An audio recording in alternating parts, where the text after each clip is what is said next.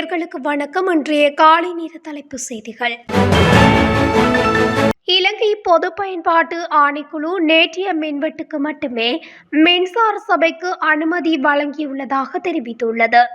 இலங்கை மின்சார சபை 2 நாள் மின்வெட்டுக்கான அட்டவணையை வெளியிட்டிருந்தாலும் இன்றைய நாளுக்கான எந்த மின்வெட்டுக்கும் ஒப்புதல் கோரவில்லை என தெரிவித்துள்ளது. இதன்படி அந்த கோரிக்கைக்காக காத்திருப்பதாக ஆணைக்குழு அறிவித்துள்ளது. நுரைச்சோலை அனல் மின் நிலையத்தின் செயலிழப்பு காரணமாக மின்சார தேவையை நிர்வகிக்க இந்த மின்வெட்டுகளுக்கு மின்சார சபை ஒப்புதல் கோரியுள்ளது. எனினும் மின்சார சபையால் ஒப்புதலுக்காக சமர்ப்பிக்கப்பட்ட ஒப்புதல் அறிக்கையில் திட்டமிடப்பட்ட மின்வெட்டுகளின் பகுதிகள் மற்றும் கால அளவுகளில் முரண்பாடுகள் இருப்பதாக தெரிவிக்கப்பட்டுள்ளது. எதிர்வரும் வெள்ளிக்கிழமை நாடாளுமன்றம் விசேட அமர்விற்காக கூடவுள்ளதாக அறிவிக்கப்பட்டுள்ளது. உள்ளூராட்சி மன்ற தேர்தல்கள் குறித்த சட்டமூலம் தொடர்பாக உயர் நீதிமன்றத்தில் தாக்கல் செய்யப்பட்ட மனுக்கள் தொடர்பான முடிவை நாடாளுமன்றத்திற்கு தெரிவிப்பதற்காகவே இந்த அமர்வு கூடப்பட உள்ளதாகவும் சபாநாயகர் தெரிவித்துள்ளார். நாடாளுமன்ற துணை சபாநாயகர் ட்ரிஸ்வி சாலி தலைமையில் நேற்று நடைபெற்ற நாடாளுமன்ற விவகார குழு கூட்டத்தில் இந்த முடிவு எட்டப்பட்டுள்ளது. 2025ஆம் ஆண்டில் 3,40,000 இலங்கையர்களை வெளிநாடுகளுக்கு வேலைவாய்ப்புக்காக அனுப்ப எதிர்பார்ப்பதாக இலங்கை வெளிநாட்டு வேலைவாய்ப்பு பணியகம் தெரிவித்துள்ளது. உரிமம் பெற்ற வெளிநாட்டு வேலைவாய்ப்பு முகவர்களுக்கான வேலைத்திட்டம் ஒன்றில் கலந்து கொண்டு கருத்து தெரிவிக்கும் போது பணியகத்தின் தவிசாளர் கோஷல விக்ரமசிங்க இதனை குறிப்பிட்டுள்ளார். அத்தோடு நிகழ்வில் உரையாற்றிய பணியகத்தின் பொது மேலாளர் டிடிபி சேனநாயக்க 2025ஆம் ஆண்டில் வெளிநாட்டு வேலைவாய்ப்பு மூலம் 7 பில்லியன் அமெரிக்க டாலர்கள் புலம்பெயர்ந்த தொழிலாளர் பணம் அனுப்பப்படும் என்றும் எதிர்பார்க்கப்படுவதாகவும் அவர் குறிப்பிட்டுள்ளார். கடந்த வருடம் நவம்பர் 26ஆம் தேதி முதல் ஏற்பட்ட வெள்ளப்பெருக்கினால் சேதமடைந்த பயிர்களை ஆய்வு செய்யும் பணிகள் நிறைவடைந்துள்ளதாகவும் அறிவிக்கப்பட்டுள்ளது. குறித்த அறிவிப்பை விவசாய மற்றும் கமநல காப்புறுதி சபை விடுத்துள்ளது. இதன்படி சேதமடைந்த பயிர்களுக்கான இழப்பீடு வழங்க ஆரம்பிக்கப்பட்டுள்ளதுடன் நேற்று அம்பாறை மாவட்டத்தில் 7,657 ஏக்கர் நிலத்திற்கான 8,705 விவசாயிகளின் கணக்குகளில் ரூபாய் 122 மில்லியன் வரவு வைக்கப்படும் என சபை அறிவித்துள்ளது. வழக்கில் முன்னிலையாக தவறியதற்காக முன்னாள் நாடாளுமன்ற உறுப்பினர் கிருணிகா பிரேமச்சந்திரவுக்கு எதிராக பிறப்பிக்கப்பட்ட பிடியாணையை திரும்பப் பெற கொழும்பு நீதவான் நீதிமன்றம் உத்தரவிட்டுள்ளது. நேற்று காலை வழக்கு விசாரணைக்கு எடுத்துக் கொள்ளப்பட்ட போது சந்தேக நபரான கிருணிகா பிரேமச்சந்திர நீதிமன்றத்தில் முன்னிலையாக தவறியதால் அவரை கைது செய்து முன்னிலைப்படுத்துமாறு கொழும்பு பிரதான நீதவான் தனுஜா லக்மாலி பிடியாணை பிறப்பித்திருந்தார். பிரபல பாடசாலைகள் மற்றும் தனியார் பாடசாலைகளில் சேரும் மாணவர்களின் எண்ணிக்கை மட்டுப்படுத்தப்படாவிட்டால் மாணவர்கள் குறைவாக உள்ள பாடசாலைகள் மூடப்படுவதை தவிர்க்க முடியாது என இலங்கை ஆசிரியர் சங்கத்தின் பொதுச் செயலாளர் ஜோசப் ஸ்டாலின் சுட்டிக்காட்டியுள்ளார். கல்வித்துறையில் ஏற்பட்டுள்ள பிரச்சினைகள் தொடர்பில் தொழிற்சங்க ஒன்றியத்துக்கும் பிரதமர் கலாநிதி ஹரணீஸ் அமரசூரியவுக்கும் இடையில் இடம்பெற்ற கலந்துரையாடலின் போதே அவர் இதனை தெரிவித்துள்ளார். இந்நிலையில் ஒரு வகுப்பில் மாணவர்களின் எண்ணிக்கையை 35க்கும் குறைவாக வைத்திருக்கும் யோசனையை பரிசீலித்து வருவதாகவும் பிரதமர் கலாநிதி ஹரணி அமரசூரிய ஆசிரியர் மற்றும் அதிபர்கள் சங்கத்திற்கு அறிவித்துள்ளார். நேற்றைய தினமும் இன்றும் நாளொன்றில் தலா 1.5 மணி நேரம் சுழற்சி முறையில் மின் விநியோக தடையை அமல்படுத்துவதற்கு இலங்கை மின்சார சபை தீர்மானித்துள்ளது.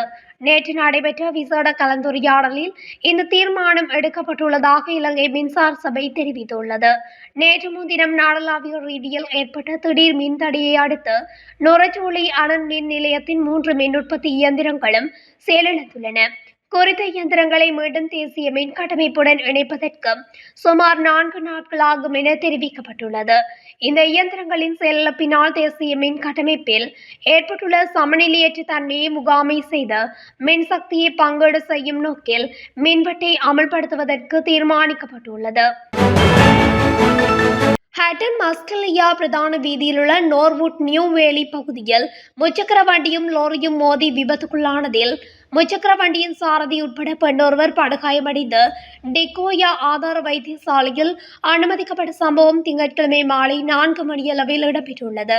ஹட்டனில் இருந்து மஸ்கெலியா சாமிமலை நோக்கி அதிவேகமாக பயணித்த முச்சக்கர வண்டி மஸ்கெலியாவிலிருந்து நுவரெலியா நோக்கி சென்ற லோரியுடன் நேருக்கு நேர் மோதியதில் குறித்த விபத்து ஏற்பட்டுள்ளது.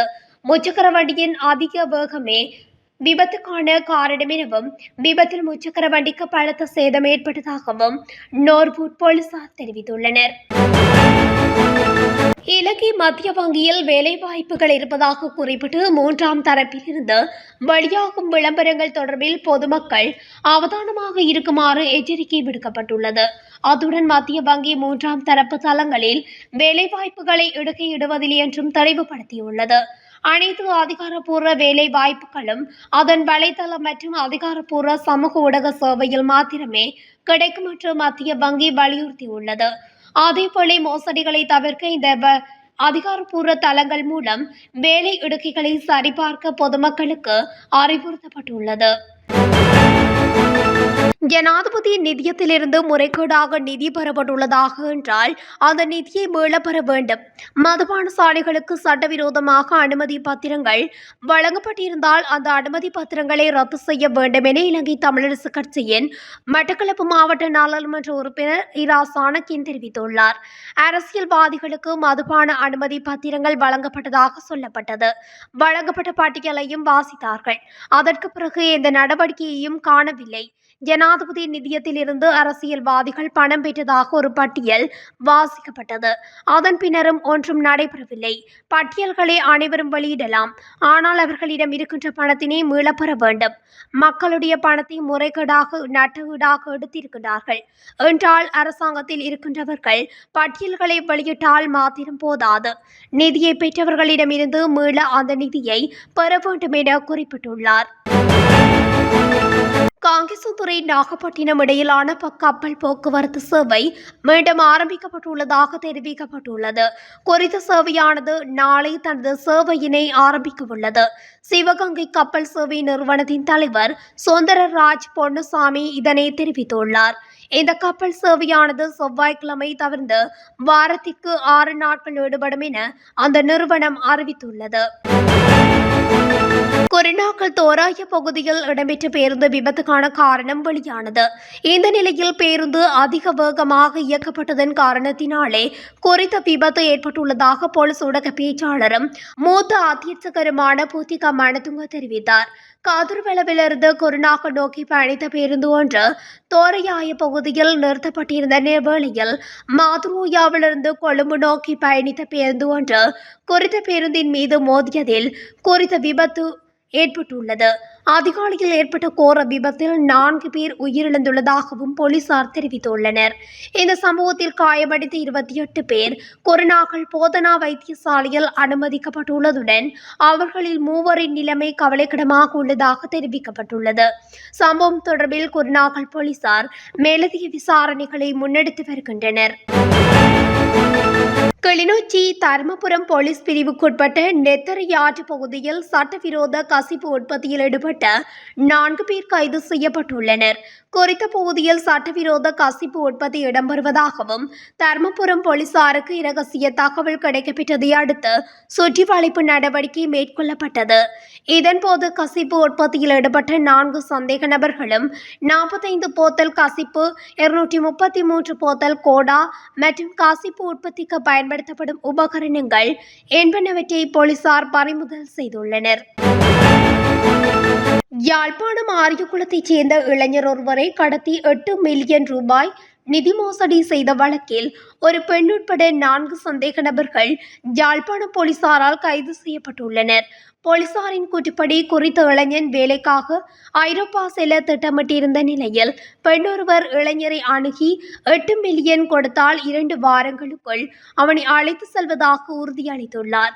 சில நாட்களுக்கு பிறகு அந்த பெண் மேலும் 3 பேருடன் சேர்ந்து ஒரு வாகனத்தில் அந்த இளைஞரின் வீட்டிற்கு வந்து அவரை கடத்தி சென்று அவரது வங்கி கணக்கில் இருந்து பணத்தை தனது வங்கி கணக்குக்கு மாற்றியுள்ளார். பின்னர் சந்தேக நபர்கள் பாதிக்கப்பட்டவரை கோப்பாயில் உள்ள ஒரு வெறிச்சோடிய பகுதியில் கைவிட்டு சென்றனர்.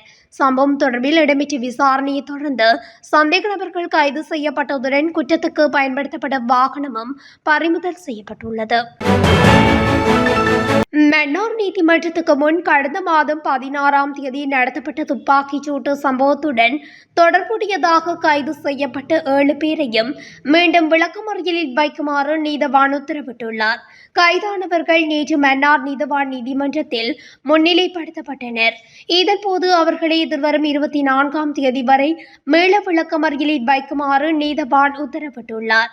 இந்த கொலை சம்பவம் தொடர்பான மேலதிக விசாரணைகளை குற்றத்தடுப்பு பிரிவினர் மற்றும் காவல்துறை புலனாய்வுத் துறையினர் முன்னெடுத்து வருவதாக மன்றில் தெரிவிக்கப்பட்டது. இத்துடன் தமிழொலியின் இன்றைய காலை நேர தலைப்பு செய்திகள் நிறைவடைகின்றன. தொடர்ச்சியாக செய்திகளை அறிந்து கொள்ள தமிழொலி ஊடகத்துடன் இணைந்திருங்கள். நன்றி, வணக்கம்.